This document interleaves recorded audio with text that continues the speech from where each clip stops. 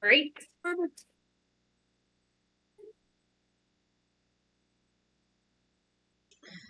Alrighty.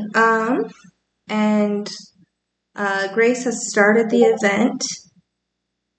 Let's see. Grace, did you want to introduce September, or did you want me to introduce September? Either way, or if September wants to introduce herself, That works too. perfect too.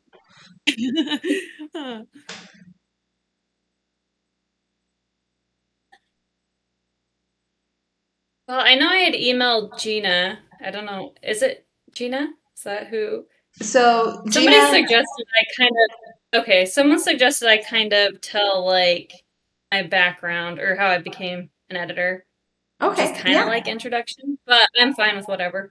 So Gina is one of the librarians at Madison Library, and Grace is also at Got it. Madison Library. So Gina should Okay. be in the same room, I believe, as Grace. Hello. Yep. Oh, okay. Is our microphone on? Yeah. Nice. Well, we're super excited to have you, September, to join us. And we are recording this, and I know some teams that aren't able to join it are going to be super excited to hear about publishing and how you got kind of into this industry and things you've learned as you've been in the industry. And we're just super excited to have you here. Awesome. Well, I'm glad you guys thought of me and reaching out to me. So, yeah, should be good. I was a teen writer too once.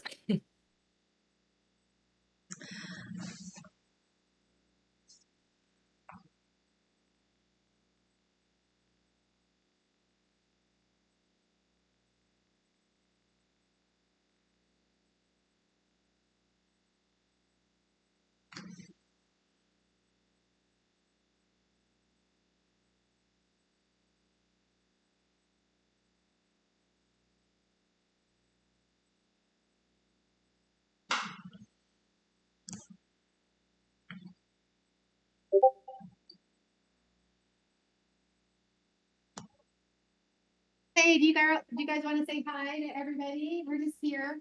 We have 4 writers here, so maybe they just want to say hello. The art is like the art on the singles. What? The circle. The circle. Whatever. The art is awesome. Anyway, so they're here saying hi to you guys, okay? Hi. Hi, hi. Hi.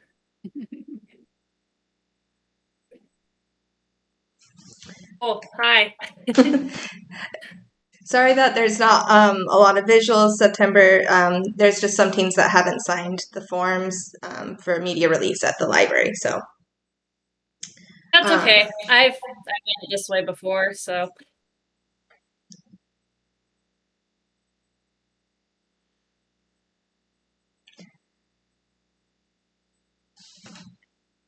All right, so it's 6 o'clock, so I'll turn the time over to September to talk about what you want to talk about. Okay, awesome. Thanks for having me. So I'm September C. Fawkes. I work as a freelance editor, writing instructor, and I run a writing tip blog, which is just septembercfawkes.com. But if you can't remember that, you can get to it with writebetterwithaneditor.com. So I basically get to tell people how to write novels, and I get to read books and tell people what's wrong with them and get paid for it, which is kind of fun. Of course, I help them fix it as well. So yeah, so I'm best known for my writing tip blog. It's won a couple of awards. And I also do blog writing tips for writershelpingwriters.net, if you've ever heard of like the emotion thesaurus that comes from that group. And I do some writing tips for mystorydoctor.com as well. And I do write. I'm working on a YA fantasy series. It's not published yet. It's a work in progress. So I'm familiar with the writing side of things as well. So, really, my journey kind of started when I was 7. I wrote a story about chickens seeking water. And from that moment, I was like hooked. And I was like, I want to work in the writing world. However, with that said, you don't necessarily, I'm not going to say you have to have had that spark when you're in elementary school or anything to be able to do that, of course. I also edited that story, so it has like black lines through the words and things on the side or whatever. And luckily, my mom was very wise because she got a binder for me to put it in, so I still have it along with a bunch of other stories I wrote through elementary school. And I wrote all through like middle school, high school, so I've been a teen writer, college, but like nothing I intended to get published. Not that I didn't want to get published, but I just knew I wasn't like quite writing at a professional level yet. And I even did some fan fiction online, so if anyone does that, I've done that before. And that was a good way to get some feedback too, as well. So when I went to college, I knew what I wanted to do, but also kind of hesitant because it's hard to make a living in the writing world. Obviously, people do it, but if you're not like J.K. Rowling or Stephen King, who really break it out there, it can be kind of difficult. But really, that's where my heart was. And some people in my personal circle really encouraged me to pursue that, and so I pursued an English degree. You do not necessarily need an English degree, but I wanted to go to school, and I felt like it would kind of give me that credential and a step up, and also obviously education was going to help.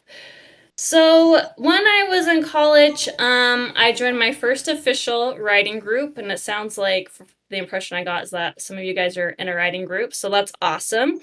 And I was able to serve as an editor for the college's literary journal, and I also worked as a tutor at the Writing Center. So when I was growing up and all through college, I was reading quite a bit of unpublished stories, whether that was from friends, because my friends like to write, or stuff online, or for this literary journal, and like got experience giving feedback and leaving reviews. And after I graduated college, I got a job working for New York Times bestselling author David Farland. And he also worked as a freelance editor and writing instructor. And so part of my job working for him was helping edit and give feedback on his clients' manuscripts, their stories, his students' assignments, and sometimes David's own stuff. I did that for about 7 years. And while I was working for him, another professional freelance editor who was also writing, and he had sent stuff in for Dave to look at. Dave had me look at it, and his name's Joshua Esso, and he's like, "Hey, you're pretty good at giving feedback and editing. I'd kind of like to talk to you some more about this if you'd be more interested in doing more freelance editing." And so he kind of helped show me how to kind of do it on my own a little bit. And then I quit my job so I could work for myself, which was awesome. And so I have freelance editing services, which you can find on my like regular website. I have like my own editing website called fawkesediting.com that you can get to. So I've been able to edit for award-winning authors, best-selling authors, and beginning writers. And I've done stuff for middle grade, young adult, and adults. I specialize in fantasy and science fiction. That's what I mostly edit. I really like that stuff. And yeah, when I was working for Dave, I started my blog, and that's kind of what people know me best for, and that's where a lot of my clients come from. And I also teach an online live writing course as well, and I like to go to conferences and conventions and things like this and help talk to others about writing and the editing process. So I love that my job is to help people with their stories, and fiction is my passion, so it's kind of a dream job that I get to do this. So, that's kind of my journey to get here. I want to talk about some things about editing in general, kind of paths you can take if you want to be an editor. Then I'm also going to talk about writing stuff that's going to help you with your stories and what you're writing, what's going to help you stand out. So I wanted to go through some different types of editing. So I'm going to start with kind of the broader stuff and then get more to the details. So first, I'm going to talk about developmental editing, also called content editing. So in this type of edit, this is I'm analyzing the larger parts of the story, and I'm giving feedbacks on and guidance on things like characters, plot, world building, setting, theme, story structure. So like really the big picture things. And I might cover some other things like subtext or like relationships or like the narrative pacing of the overall story. So a developmental edit is really focused on what the story is and getting the story itself where it needs to be and having it be a great, strong story. So when I do this, I'm going to include what's called a critique letter, also an editorial letter, but most people call them critique letters. So after I read the whole manuscript, I write up a letter about all the stuff that's working great and all the concerns I have that need improvement. And I put it in categories. So I'll be like, okay, here's the plot section, here's what's working great, here's what I have concerns about or that needs improvement. And then I do a chapter by chapter document, which is basically what it sounds like. After each chapter, I write up a few paragraphs about my experience reading it, what I felt, what I thought, any issues I saw or things that could be improved, what was working well. And I started adding this into this type of edit because like the critique letters for like the whole story overall, it's very broad. And I felt like I needed to get a little more specific with things. And so I started giving chapter by chapter feedback. And sometimes I might leave some comments in the manuscript itself. Okay, so that's like the big, broad editing. So a step below that is line editing, which is basically what it sounds like. You're gonna go through the manuscript line by line. But this isn't, when I say that, people think of like punctuation and misspellings and stuff. This isn't necessarily that stuff. So I'm going through line by line and I'm evaluating how the story is written, and I'm looking at things like description, dialogue, blocking. So blocking, that's actually a term that comes from like stage plays, but blocking is basically what that means is like any action the character takes with the setting, like picking up something, like in a kitchen, picking up a glass, or where they're sitting or standing, or how close they are next to each other, or how close they are to the tree, like making sure that's getting communicated and there's not like continuity errors where it's like, okay, right here you just said they were next to an oak tree, but now they're suddenly sitting on the stairs, you know. So watching for things like that. Clarity and meaning, sentence structure, basically like looking at how accurately the writer is communicating what they want to the reader and looking at ways they can communicate that better. I may watch for some grammatical issues or some recurring punctuation problems, but that's not really the focus. But if I notice recurring things, then I'll maybe talk about it in general. So line edit is basically focused on how the story is told. So after this, I will usually do like a critique letter, but just like kind of focus on those elements. I'll leave manuscript comments when I'm reading, and I will use track changes so people can kind of see what sentences I changed or suggestions I have on fixing it. So more detailed than that is copy editing, and this is usually what people in general think of when they think of editing. So this is going to be the stuff where we're going to go through, make sure the grammar is correct, the punctuation's correct. We're going to watch for typos, misspellings, things like that. The type of stuff we usually learn in English or language art classes, just about basic punctuation and all those little detail things. I used to do copy editing. I don't love it, so I don't do it so much anymore. I do mostly developmental editing, but line editing I still do on occasion as well. But I just really love focusing on the story. Okay, so after copy editing, there is what's called proofreading. So we've done all the copy editing, we've done all the edits, we've done all that stuff, and now we've like formatted it and it's getting ready to print, or maybe you printed what's called a proof, which is basically an example you're going to look over. So in proofreading, you're going to make sure, you know, things are, formatted correctly, going through again to make sure there's not any issues that were missed, typos, punctuation, all that jazz. Sometimes when you format things, words get like dropped off, they disappear. I don't know what happens to them. Or things just look weird, or italics is wrong, and so in the wrong spot. And so that's going to be more like proofreading stuff, which I have done before, but not a whole ton. So those are usually the main types of editing. I also do what's called a manuscript evaluation. And so this is very similar to developmental editing, but it's just quicker and it's briefer. So I just literally just like read the story, don't leave comments, don't give chapter feedback. I just read the story and then I just write up a letter in general about what's working, what's not, what you can work on, what the writer can work on, or how we can make this better. Okay, so those are different types of editing. So I wanted to talk about a little bit about how you could become an editor or the different ways to do that or options there are. So it's kind of tricky in the writing industry because there's pretty much never like set exact paths, but I guess a lot of things in life are probably like that.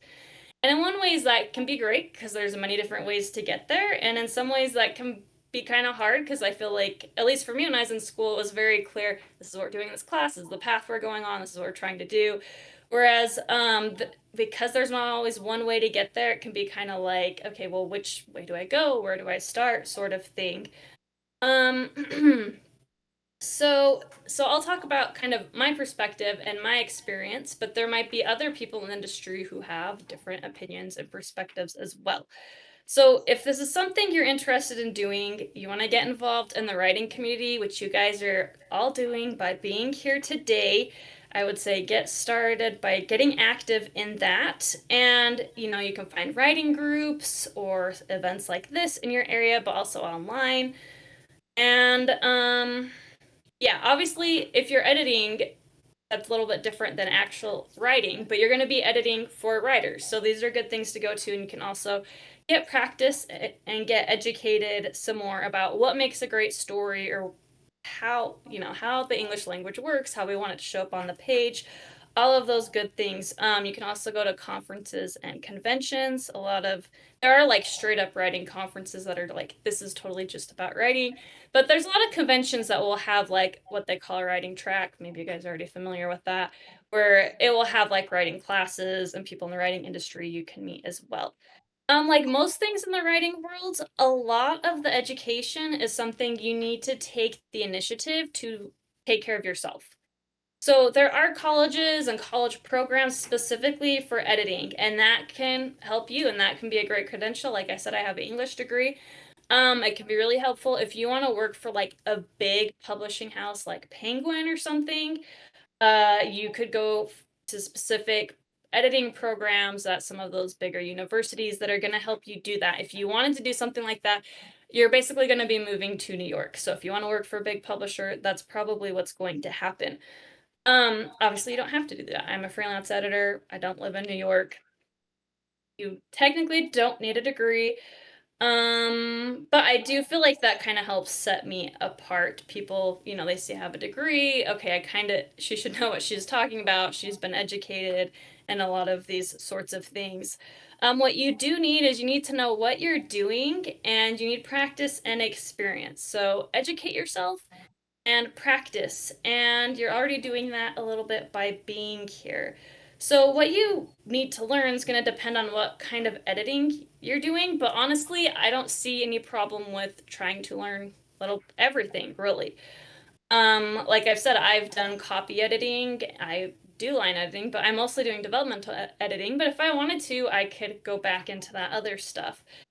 And I would say in particular, I feel like the useful ones, big ones, developmental editing for sure, because pretty much everyone is encouraged to get a developmental edit because readers care more about the story than they do how it sounds on the page. They're picking up the book because they want a great story. If they wanted just beautiful words, they could go read poetry. And I love poetry, but I'm just saying the reader cares more about the story. So pretty much everyone's encouraged to get a developmental edit. Line editing is great too because that you also want that to sound professional. Copy editing is obviously useful to know, but as we move forward with technology and AI, and yeah, I just feel like to some degree that's kind of could be more automated. Well, to some degree it is more automated through different programs. I still think you need to have a person go through and make sure it all checks out. But yeah, it's just kind of interesting to see how that's changed a little bit. Make sure you're reading unpublished fiction, okay? In addition to published fiction that you read for fun or whatever. So there's usually a big difference between unpublished fiction and published fiction. And I want to use those terms, but I do hesitate a little bit because technically anybody can just upload a document on Amazon and have it out there as a book. And technically it's published. So I guess I want to say amateur versus professional, and I don't say amateur in any kind of derogatory way. Like, amateurs, awesome. But there is a difference between, doing it as a hobby or as an amateur versus a professional level writing. And so if you're just reading professional level writing, that stuff's been through all these different edits, or should have been, and is a lot more polished. Even stuff, so if you go to the bookstore, even if you find a book that you're like, oh, this was terrible, it was way more terrible before it got there, okay?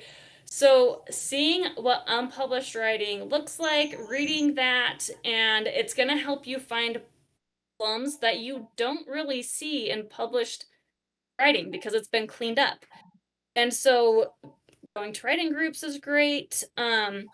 Critique groups or whatever. So even if you just want to be an editor, maybe you're not participating in the writing element, but you're still reading other people's work that they're working on, and it's going to help you develop like better discernment and a better eye for what works in a story, what doesn't, and why, or how we can fix these problems, or what some of the common problems are that people tend to do. Being involved in the writing community is also helpful because it's going to kind of help you network. And I hate using the term network, but just the idea of meeting people and having some kind of friendship, acquaintance with them, or whatever.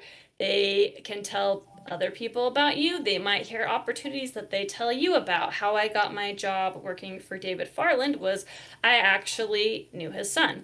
And so we had that kind of connection there, and it kind of led me that direction. And so just being in the community, meeting people is helpful with that. And yeah, as you start like learning and growing and practicing and getting more experience, you might want to ask if you can critique or edit someone's stories if you're not already, and maybe have them give you some feedback if they felt how helpful that was, how on target it was. If it's a good experience, maybe they can give you like a testimonial or some kind of endorsement. And so you can kind of collect those, because those are unlikely people are going to want to pay for an editor who doesn't have like any testimonials or anything, because they don't know, if they're any good. Okay, so let's say you're doing all that. So there's kind of two paths you can take from there. So you can start looking for editing positions at like a publishing house. Now there's big ones like Penguin, but there's also smaller publishing houses too, like Shadow Mountain comes to mind. Or you can do freelance editing. And so what that basically means, freelance means you're hiring me to edit. I'm not working for a big business or a publishing house or anything. But what that means for me is I have to do the marketing. I have to build the platform. I have to put myself out there to find clients. A lot of clients now find me, but when you're getting started, right? You have to put in that work. Whereas obviously you wouldn't be doing all that if you were with a publishing house or some kind of company like that. And you can try for both too. And thank heavens for the internet, because it's revolutionized the freelancing world. You can build a nice freelancing website, put up your testimonials. You can look at what other editors are doing with their websites to kind of get an idea. And unless you're like a celebrity or famous person, the kind of highest income, I guess I would want to say, pay you can ask for is $60 an hour. That's like the top tier. But if you're starting out, like when I was starting, I would say like start at $10 or $15, but with inflation and everything, like I don't know, $15, $20 an hour maybe. So those are kind of your options. There is kind of technically a third path or option, and it's like you can be part of a freelance editing group or business. So what often happens is there's like a freelance editor like me, and they start getting too much work, like more work than they can handle. Now, your option is to either be like, hey, you have to wait a year before a year or more, like Joshua Eso, his wait list is over a year if you want to get him to edit your stuff. You can wait extra long for me, or I can hire more editors to help me with this editing work. I kind of like working solo. And so I'm kind of more like, okay, this is how long you're gonna have to wait. Mine's not as long as Joshua's. Like sometimes it just depends how busy I am. Sometimes it's a few months, sometimes it's like 6 months or more. But what happens is the editor might start hiring other people, and they kind of create like a little business or a group. So, I live in Utah, and so one of these that's kind of big and well known in my region is called Eschler Editing. And so, I believe her first name's Angela Eschler. She was a freelance editor, and she started getting so much work, she started hiring on more editors. And so now she's created like this business called Eschler Editing. And it's still freelance editing in the sense that the writer's hiring them to edit their stuff as opposed to like a publishing house. But when you're in a situation like this, you're not going to have to build this platform and do all the marketing because you're part of, I mean, Eschler Editing is the platform. That's the group. There's a few others, at least in my area that I know of. There's one called Cookie Lynn. Don't know that much about them.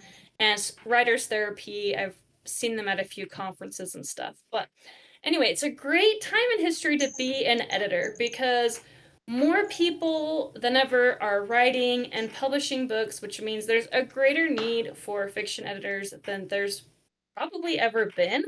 That doesn't mean that it's easy. But like back in the day, I think you pretty much just had to go to a publishing house to do this. Now you can do this as a freelancer. And it's more important to have editors look at your work these days, regardless if you want to self-publish or traditionally publish. So let's talk about those, what those mean, because I don't know, if everyone knows. So, sorry. In traditional publishing, this is where you're going to take your book, or you're going to have to get an agent, because some of these places will only talk to agents.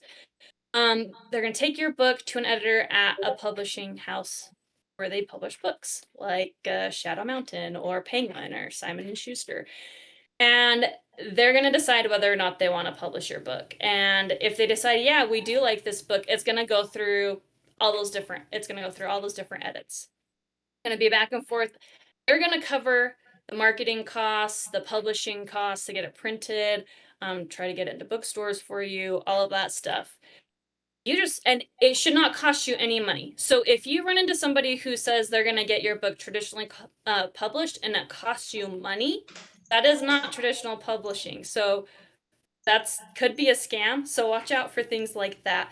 But yeah, it's very hard to get picked up by some of these because the competition is very fierce. So some of these agents and places, they get like 100 pitches for stories a day. So very intense to try to get into those. And self-publishing is gonna be, you're gonna publish it. So all the work is on you. So you're gonna hire an editor like me, and you're gonna hire someone to do the book cover, and you're gonna do the marketing. You're gonna build the platform, I guess I could say that, or you're gonna hire people to do it. So that means you have to pay the money upfront out of pocket. Whereas if you're doing traditional publishing, you shouldn't have to pay money before. Well, you shouldn't have to pay money. You should be making money that way. Whereas self-publishing, you're gonna be making the money back that you put in to hire these things, to do these things. So that's kind of how those two different things work. So more people are self-publishing than they could back in the day with how technology's gone. And so there's a greater need for editors as they're hiring these people. And I've been a little surprised because probably a little less than half of my clients also, they want to traditionally publish, but because the competition's so fierce, they want their stories to be so great already so that the editor's like, oh yeah, I want this right away, that they will hire somebody to, like a freelance editor, to do a developmental edit at least, if not, line edits and stuff ahead of time, because that's going to put them further ahead of the competition. So I have quite a few clients who also are working towards being traditionally published or are traditionally published as well. Yeah, so great. I feel like this is a great path you can consider because you get paid to work with fiction, and that if you like writing as well, it can help you with you writing your own fiction, because you're going to see problems that people have recurringly, and you're going to help them solve those problems, and you can obviously apply that to your own work as well. Yeah, I will say some downsides, just if you're considering. It's very hard for me to find time to read recreationally because I'm reading for work, which I love, But it's like, okay, at the end of the day, it's hard for me to, okay, I want to pick up another book. Like inside, I want to, but like I'm tired of like reading. And then I'm also like, if I pick it up, I'm like, well, should I just be working more on this person's story and doing more work, you know? And you can find a balance, but I'm just saying for me, that's something that I've had to take into consideration as well. But even if you don't want to do it as like your main income, your main job, you can have a day job and do editing as kind of a side hustle or something, because you get to decide how many jobs you want to take on, because you are your own boss. How many jobs you want to take on, what hours you want to work or whatever. But I will also say, because you are your own boss, that means you have to be the one to put out all the fires and the issues that come up, because you don't have anyone else to do that. So it's great that I can work whatever hours I want, but then that also means I'm tending to work hours I wouldn't have normally if I was working for like a publishing house or something. Maybe, I don't know. They have hard deadlines too. All right, so that's just some general things about editing. So I want to get to talking about more the writing aspect. About like how to help make your story, your manuscript stand out, and some things that I think will be helpful to you. So probably 80 to 90% of the stories in submission piles. So like a submission pile, if there's a publisher or publication that is publishing books, or like literary magazine, they're publishing short stories, you'll send your stuff to them, or your agent will if you have an agent. And it goes in what's called the submission pile, which is all the submissions. So like 80 to 90% of stuff in the submission pile isn't professional level, whether that means it wasn't formatted correctly, it doesn't fit what the publication's looking for, the story, the content isn't up to scratch, maybe the lines need some more work, but 80 to 90% gets rejected right away or within the first 5 pages or so. And I know that sounds so harsh, but having been on the other side, I can usually tell what level a writer is at within the first 5 pages. Doesn't mean I know the whole story, but I can tell what level they're at, if they're writing at a very professional level or not yet. And I think everyone can keep working and improving to write at that level. But even if you aren't going to go traditional publishing, there's so many books and stories out there to choose from now that it's arguably equally important to do a great job in your first 5 pages or right away when people open your story, because like we want them to choose that story over all the other options that they have, right? So we gotta get the audience, we gotta grab the audience, right? All right, so I want to talk about some things to do to help with that, and I want to talk about it from the content developmental angle first. So the opening pages are some of the toughest to write because they have to accomplish so much. So I want to talk about some really important things related to plot, and it might seem kind of a bit technical or a slight tangent, but I feel like it's really important, and I'll tie it all back into what we're talking about. So I feel like there's a lot of elements of plot, but I feel like there's 4 primary principles or elements. Okay, these are the most important and the most basic. So I wanted to go through these. So the first one is a goal, which I used to hate when people would say, "Well, your character has to have a goal," but I realize it's because I didn't fully understand it or why.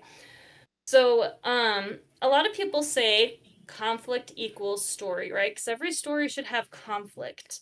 And yeah, that's true to an extent. But you can't have conflict until you have an antagonist, something that is going against the protagonist in his direction. Okay, so some people say, well, the antagonist is really important. That's what really needs to be super developed. It's like, okay, that's true. But you can't really have an antagonist because the antagonist is something in the way and creating problems in the journey. You can't really have an antagonist until you have a protagonist who has a want or a goal of some sort. And pretty much everyone wants something all of the time. Like, even just right now, we're here because we want to learn, we want to talk about writing, we want to talk about editing, okay? That's our goal in this moment. So pretty much everyone wants something all of the time, even your protagonist. Now, I used to not like this idea because I felt like the protagonists that I liked to write didn't quite fit this, but it's because I didn't fully understand that there's actually 3 categories of goals, okay? And I only ever thought of one type, and I was like, well, mine doesn't fit in there, but it's because he fit into one of the others. So the first one, most basic level, there's 3 types of goals. Obtain something. We're trying to obtain something, accomplish something. So Little Mermaid. Ariel wants to be where the people are. She wants to collect human things. She wants to basically obtain becoming a human, okay? The next one is to avoid something or stop something, avoid something bad happening. So, just an example that comes to mind is Batman is often trying to stop crime. He's trying to stop the Joker from doing something terrible. His goal is to stop terrible things from happening. And the third one is maintain something. So maybe the character actually likes the way things are right now and they want to keep it that way. They want to maintain things as they are. So Shrek really likes his swamp. He wants to keep living as an ogre and keep living his life, but something disrupts that. Similarly, good example is the Barbie movie. If you saw that, I think a lot of people have. Barbie wants to live her perfect life every day. It's so amazing. She wants to maintain things as they are. Now, a lot of people say, oh, maintaining is not a really great goal because it doesn't seem very active. But it's only a problem if there's no antagonistic force. Because if we're just maintaining things and there's nothing is getting in the way of that, then it's not very interesting. Just as if we wanted to obtain something and we could reach out and grab it and there was no antagonistic force, that wouldn't be much of a story. Or if we wanted to avoid snakes and we never had to go around snakes, that wouldn't be much of a story either, right? So those 3, obtain something, avoid something, maintain something.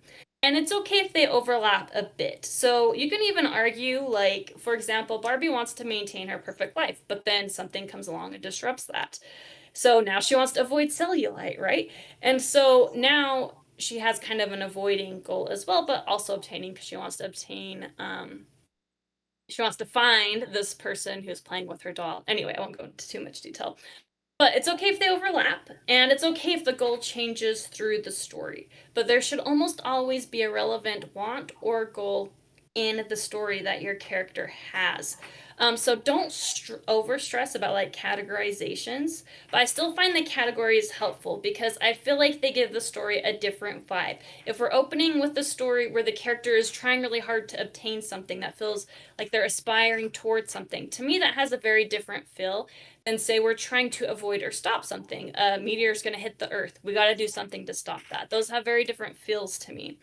Okay. All right, so next thing, antagonist. Okay, we often think of the antagonist as like just this bad guy or a nuisance. The antagonist does not even have to be a person. I feel like we have very limited perspectives of what an antagonist is. So often there is a main antagonist in a book or a movie, and some not so much. If Hamilton, there's just a lot of different antagonists. I don't feel like there's one main one. But there should, in any story, there should actually be lots and lots of antagonistic forces. So at the most basic level, the antagonist is what is opposing this goal. So it creates or is the problems, the obstacles, and resistance in the way of the goal. The protagonist is pursuing his goal, and boom, antagonist is whatever is making it so they can't just easily pursue that, reach out and grab it, okay? So what is blocking or even better, pushing the protagonist away from his or her goal? So, I could say, I want to obtain a trophy. Well, in order to do that, my football team has to beat the other football team. So the other football team is the antagonist. Or you want to avoid zombies. Well, guess what? You have a crazy neighbor who is going to put you in a pit of zombies in this zombie apocalypse story. Okay, that person is now the antagonist.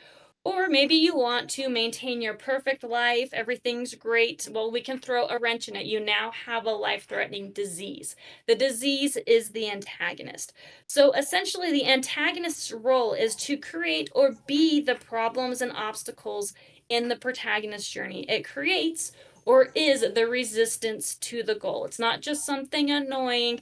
What it wants or the direction it's going or what it's doing is directly in the way of what the protagonist wants and is trying to do. And that's how we create conflict, okay? So when we think of conflict, we often think of big battles or big arguments or fights or something. But conflict is what happens when the protagonist's goal clashes with the antagonist. That's it, okay? Clashes with a problem or an obstacle.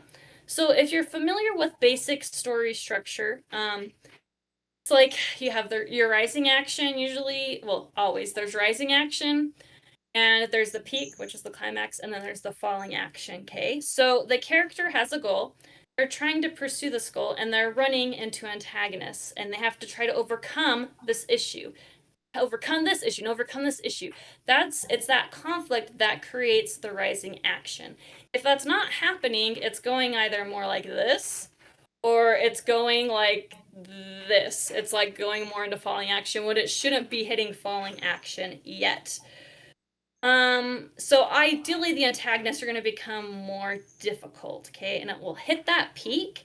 That's when there's a definitive outcome. The protagonist wins or the antagonist wins. Simplistically speaking, I could get more complicated, okay?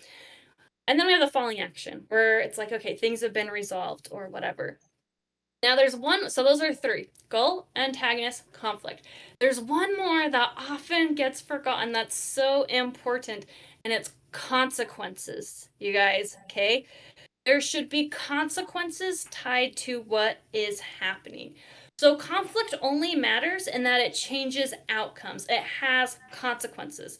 If there's conflict and nothing changes, what's the point? We just did a circle. We just did a circle, right? And sometimes I edit manuscripts where I'm like, we're just circling the conflict. We're not, having rising action. So we want to convey consequences. So if Frodo throws the ring into Mount Doom and nothing changes, what's the point, right? Or if Luke destroys the Death Star and nothing changes, what's the point? Or if Wednesday, solves this mystery at her school and it doesn't change anything, what's the point, right? So that might sound obvious, but I feel like that's one of the reasons why it gets forgotten is writers often, they forget to write down and communicate the consequences or the potential consequences. What they will be to in the audience, they want that on the page. That's one of the things that hooks them. They're like, oh, if they get this, then this happens, and if they don't, then this happens. Well, I got to keep reading to see what's going to happen, right? So convey what are the consequences if the character gets the goal? What are the consequences if the character doesn't get the goal? And this is what creates what people in the writing community call stakes. What's at risk in the story? The audience wants to know what those are early on, because it also tells them why this conflict in this story is important. Why is it so important to destroy this ring? Why is it important to destroy the Death Star, right? Why do we care about solving this mystery? It's because it carries consequences. Okay, so I know it's pretty technical, but these are what I consider the 4 basic elements of plot. I'd say there's others. So super important: goal, antagonist, which isn't just a bad guy, conflict, and consequences. And out of those 4, writers forget to communicate goal and consequences the most on the page. So make sure you're communicating those to the audience. Make sure you have those things regularly on the page. And okay, so these things aren't just important in the story as a whole. They're actually important within scenes. So a scene, those are usually defined as like it takes place in one setting or one time. If you're familiar, with movies or you've seen stage plays, I hope you have some idea of what a scene is. A little bit, a little familiar with the concept. So ideally, these same elements are going to happen in scenes, but it's just at a smaller level, okay? And it often will have that same shape, but it's just it's smaller. So for example, Wednesday's overall goal in her story is to solve this murder mystery, okay?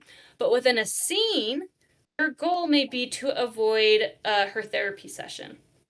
So within that scene, her therapist becomes the antagonist because Wednesday doesn't want to do this therapy session and her therapist wants her to do this therapy session. So They may not be having shouting matches, but they're both trying to get what they want, which creates conflict within that scene. Yeah, so not necessarily like huge, very obvious conflict, but it's still there, okay? And they're gonna keep doing that until one of them succeeds. Like Wednesday escapes and leaves, so now she doesn't have to do her therapy session, okay? And there are consequences because Wednesday is required to do these sessions. So that's just kind of a quick example. Anyway, I hope it isn't too complicated. But I say all that to tell you, while there are and can be exceptions, ideally, your opening scene and your other scenes will have these elements too. Your character should have a little goal for that scene. They will run into an antagonistic force which creates conflict, and this creates the rising action of that scene. It's going to lead to some sort of outcome, create like a mini climax. That will have consequences and have that following action, and the consequences will often influence what's going to happen next or later in the story, ideally. So if you do this, your story will be ahead probably the majority of stories in the submission pile. But like I said, there can be exceptions, like if you're starting with a prologue or something. But even if this feels like a bit much or too technical for you as like a creative person, those are some things I wish somebody could have explained or told me when I was a teenager, or even as a young adult getting into the writing world. Also, you want to make sure to communicate just basic setup on the page. Who is in this scene? Where does this scene take place? And when? Sometimes that's important. What is happening? Just basic things like that. Communicate that to the audience. I'm gonna skip a few things here. Okay, so doing those things there can really help create a stronger story and help you stand out. So I want to talk about some things more in general that you can do or should do to make your story stand out. So for some of the things in here, I don't want you to panic if you've done this or you've ever started a story this way. I'm not saying you can never start a story this way. I'm just saying that often these things are either cliche and or they have other problems attached to them. So what I'm saying is it's a lot harder to successfully start a story this way, but not that it can't ever be done. So don't panic, but doing these things are going to help your opening stand out more. So submission piles are also called slush piles in the industry. That's a nickname because a lot of the stuff that comes in feels more like slushy goop than like an actual story. So some tips that are going to help you. I first want to mention that you should follow proper manuscript formatting when you're sending your stuff out. So some of the submission piles I've been involved with, we had a template for people to follow. All they had to do was follow that template for their story. But nonetheless, the majority of submissions didn't follow that. And some people didn't indent paragraphs. Some people didn't even have things paragraphed, or they use weird fonts, or they put in pictures. Don't use weird fonts. Don't put in pictures. You want to keep it simple and professional. Save and send it in the proper electronic format, which is usually a Word document or RTF. For some submission publications, if the story isn't even formatted correctly, it immediately gets rejected because they feel like, well, you didn't even care enough to follow our formatting guidelines. So usually you can look up editors or agents or publications formatting guidelines. A lot of times it'll be on their website or something. If you can't find theirs, there is what is called standard manuscript format. And you're pretty safe sending it in that. If you want to look into that more, you can find it on my editing website, which is fawkesediting.com. I talk about it a little bit. Has new courier font and stuff because yeah, I can go on that more, but I don't think it's as interesting as some of these other things. Okay. In the opening, use your character's name if you can. I know that sounds very odd, but many new writers kind of try to hide their character's name. Again, not saying you can't ever do that. There might be good reasons, like if it's in first person and they're by themselves.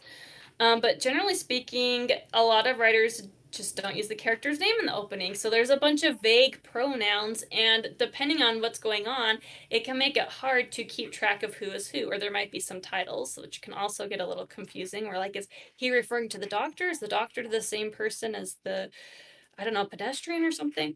So it can get a little confusing that way. Don't open your story with a dream, usually. So dreams can kind of be a letdown. So there was one submission I was reading, and it was really good. And I was gonna like set it aside to look at more later. And then I got to the end of the second page, and it was like, oh, that was all a dream. I was like, oh, I felt so cheated because it's so interesting. So I would say usually don't even open with a short dream. Again, there are exceptions. It's very cliche to open that way, so it's not going to make things stand out. If you need a dream, I would say try not to do it in the first few pages. So one of the reasons this is a problem is because dreams don't lack immediacy.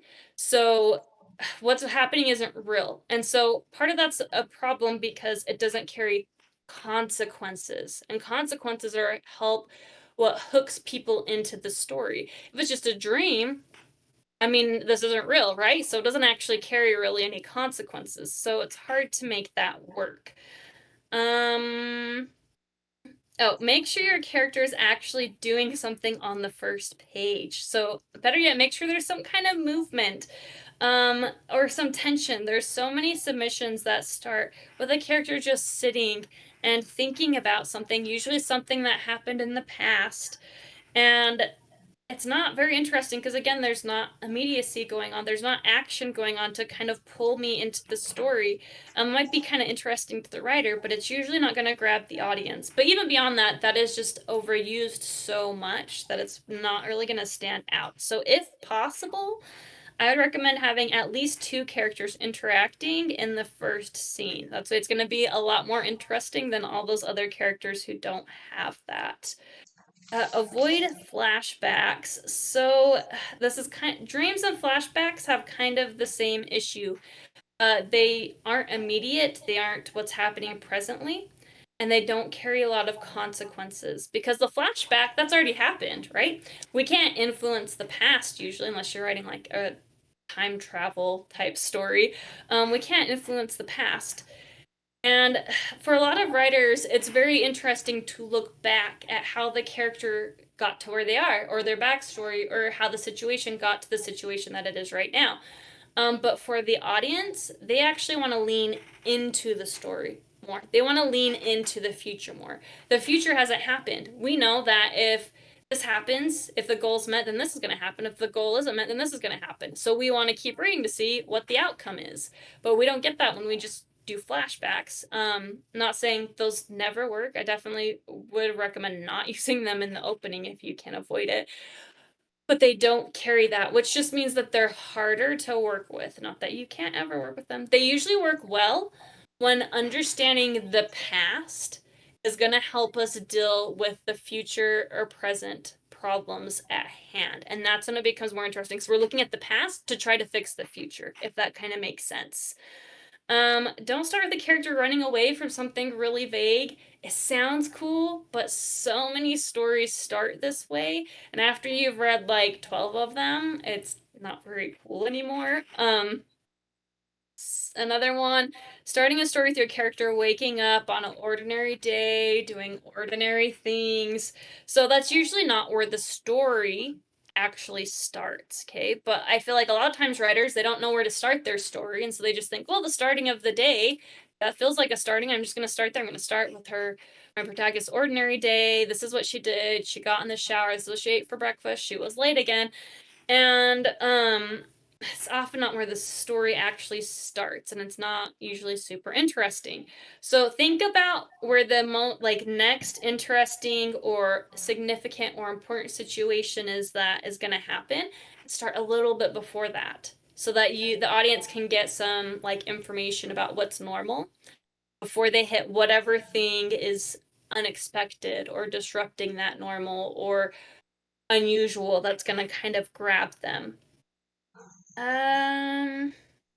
Yeah, don't include a bunch of pointless info about your character. So like if there's like 2 paragraphs in the opening about your character's favorite music and how it's different than his mom's favorite music, it's probably not important unless you're writing a story that is all about music. So sometimes, like, when we're writing, we're trying to kind of find our character. We might give them a bunch of quirks and likes and dislikes and a huge physical description of what they wear, what they look like, and everything. And I'm not going to say that's totally bad, especially when you're in the writing process. You know, you haven't started editing yet. But like all of those things are more surface level of the character. And we want to, that's fine. Like surface level stuff's important, but it's not the deep stuff. And so it's usually more helpful to think, okay, how is my protagonist going to grow or change or remain steadfast through this story? And then you want to illustrate whatever you need to prepare the audience to go on that journey, that transformation, or that steadfastness that they go through. Oh, sorry. Did we have a question? I'm not used to doing videos on Discord. Oh, yeah. Sorry, guys. I didn't have the chat open. What would be the best way to open a sequel, seeing as the reader should already have a lot of that background information on the character? Um, I kind of makes me want to just kind of go through like story structure, which would probably take longer. But like, so I'm rewatching Indiana Jones. Okay, well, actually, some of them I'm watching for the first time because I haven't seen all of them. So I just started Temple of Doom. I just watched the first half. I've seen this one before. That's a sequel. And it's nice because we already know Indiana Jones, but we still have a very interesting opening that illustrates him as a character. And we're like, oh yeah, Indiana Jones. Like, I remember this about him or whatever. We kind of just get into the story. Sequels can be a little tricky that way. I guess the thing is, you need less of that setup time because the audience is a little more familiar with that to kind of get that in there too. Sorry, let me see. Did I miss anything else? Yeah, if you guys have questions, you can put them here and I'll open up for questions, I guess, really soon. I'm almost done going through these because I did want to leave some time for that. Follow submission guidelines. So like when I was doing the literary journal, we only took the point of this magazine was to showcase local writers. So when we get a submission from Arkansas, it's like, sorry, but this doesn't fit, right? Use correct English and spelling. A few other things. One thing that's very cliche is to open where characters are looking in the mirror at themselves. And one of the reasons this happens is because we want to describe how the character looks, but we're in their point of view, perhaps, and so it's difficult to do. I'm not going to say it never works, but that is very cliche. So if you can find a way around that or to make it special or interesting if you are going to have that. Openings where characters are just sitting and thinking and sitting and remembering, but nothing's actually happening in the present, usually is a flag that, you know, we're not starting the story in the right spot. Opening paragraphs about the weather. Weather's not super interesting. Now, this could be useful if you are writing like a fantasy story where weather's a really big deal to the world building or magic system, and there's something special about the weather. That could be interesting. Or there's something special about you're writing a story about a tornado, you know, then that would be interesting because it's related to the plot. But just opening with the weather, usually not a great idea. Okay, so again, not saying these never work. I'm really I love when people break writing rules or writing guidelines. You have to do it in the right way for the right reasons, and it's harder to pull off.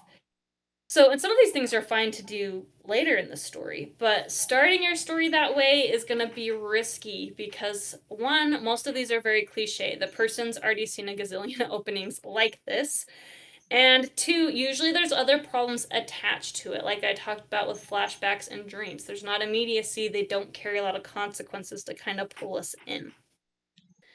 Okay, so that's kind of what I was going to cover. Does anyone have any questions that they would like to ask me?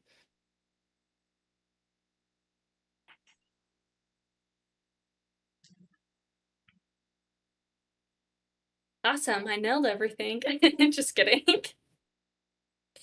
Well, if you have any more questions, you can feel free to type them or say something. But if you want to find me elsewhere, what is one of the best openings you've seen that has included a dream? Ooh, I can't think of one specific one off the top of my head. But what works well is when the dream is really more of like a premonition. Because, so the thing with dreams and flashbacks, like I talked on, they work well, perhaps best, when they're somehow tied to what's going to happen or what's about to happen. So if the dream's really more like a premonition of something, like a vision, then you're more likely to get away with it. Still tricky because it's still kind of cliche to do that. Read that, and if you can communicate that somehow, that this dream has a deeper meaning, then it's like, oh, so the audience wants to figure out, like, okay, this character is having this kind of premonition. What does it mean? Kind of like a prophecy type thing. It becomes more interesting that way. Dreams can be useful in kind of giving insight into character a little bit, but I would still say that that's hard to pull off in the very opening. Something that comes to mind, I don't think it started with a dream. Maybe you guys know. Inception has a lot to do with dreams, obviously, if you've seen that movie. I can't remember if it started. Wait, yeah, it did start with a dream, huh? So, like, something like that, obviously, that whole world building and the plot and the fantastical elements are all about dreams. So, starting with a dream works well there because that's what the story is about, is people going into each other's dreams, and it plays into the plot elements, so to speak. All right. What is a good or subtle way to describe a character? This is so hard sometimes because the mirror thing gets overused, and ideally, well, almost always. So whether you're writing in first person or third person, you should, I say should, but there are people who break the rules. You should be writing from that person's perspective. Okay, so like if I'm a main character, let's say, I am usually not looking at my own body, I guess, other than when I'm like getting dressed, you know. But we don't want to start, oh, I woke up and I got dressed and I put my makeup on, right? So it's hard because we're trying to convey what the character looks like, but we're trying to also tell the story from their perspective. So some good ways I've seen, sometimes you can slide in like a mirror or reflection, but some of the best things that I feel like I've seen is the character sees someone else and they're comparing how that person looks to themselves. So like maybe like she had really like lush hair that I wished I could grow, but mine was as lank as a weed or something like that. I wouldn't like put a huge paragraph of that, but just kind of sliding maybe things like that. Maybe there's someone that the character really admires, and so she's kind of sliding some comparisons in that way.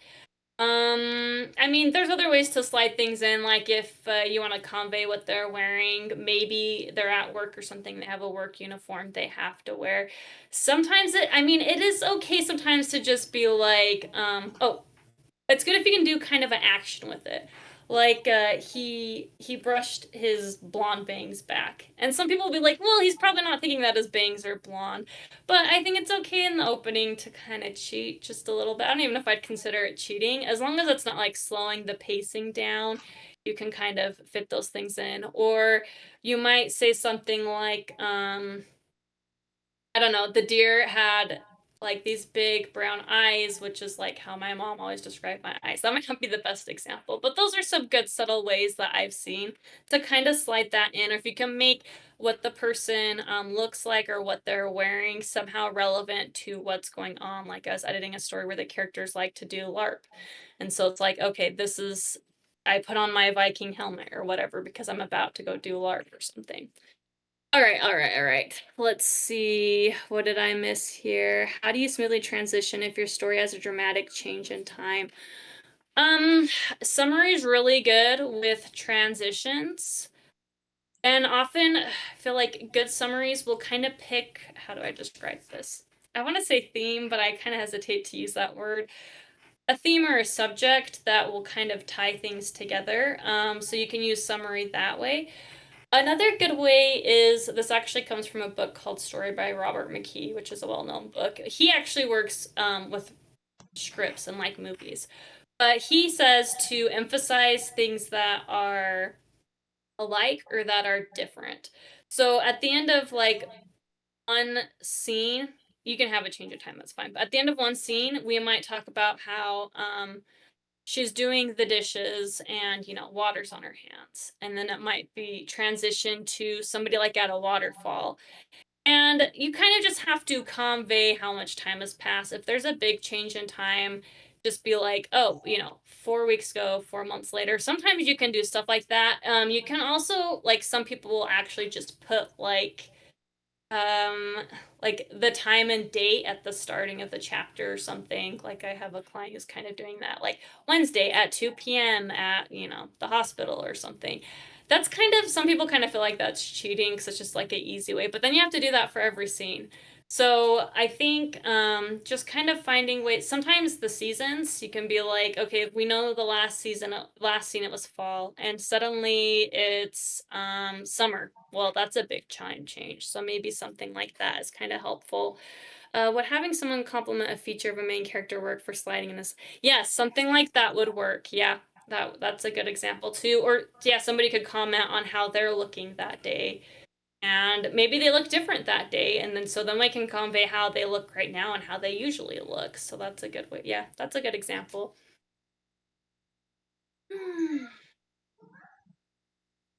Let's see here. It's like we might have another question. While they're typing that, I just have a question. Sure. Is the editing process different for picture books, like children's picture books? Does it still follow the same amount of editing, or is it a totally different kind of editing format? So picture books is like its own kind of thing, and I don't have any experience in that. I have had people ask me, will you edit my picture book? And I'm like, that's its own thing. I don't know that much about that industry. I know it's also can be very difficult to get traditionally published that way. I'm not sure because obviously picture books, you want pictures. I've heard varying things. Some people want you to have the pictures when you send it in, and some people don't. So I'm not sure. Probably not the best person to answer that, but that's what I can tell you No worries. from Fair what I do enough. know. Thank you. Uh-huh. Would someone regretting a clothing decision and thinking about it for a second work? Yeah, that's it. That's a good example too, especially if like I don't know, I'm just trying to think of an example. Like, say she's wearing a skirt or dress or something, and she unexpectedly has to go hiking. I don't know how you would have to make that work in the plot, but just an example. And it's like, oh, I really regretted that, I was wearing my pleated skirt, my favorite pleated skirt, or the pleated skirt that my mom made for me to wear this Sunday, or something like that. Yeah, something like that would work. Just like the more you can kind of tie it into what's happening at hand, and maybe not just spending a whole chunk, like a whole paragraph describing everything about them at once, but if you can kind of weave it in through action or comparison or things that would bring up those thoughts to mind, that would work well. Yeah. Okay. Oh, I still got more. But I will just plug into, yeah, if you guys do want to find me elsewhere, I also have my website, but I'm on most social media. I'm not on TikTok, but Instagram.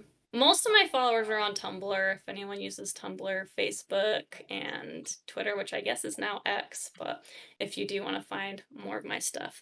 My example in real life is when I accidentally wore some of my favorite pants to a paint thing for backstage theater. Yes, that would be a very good example of, and a good way to kind of slip that in as well. Yeah, that would be bad. Don't get any paint on your pants. And then they have to try to see, and that's kind of a problem because then you have to figure out how to avoid getting paint on your pants. So there you go.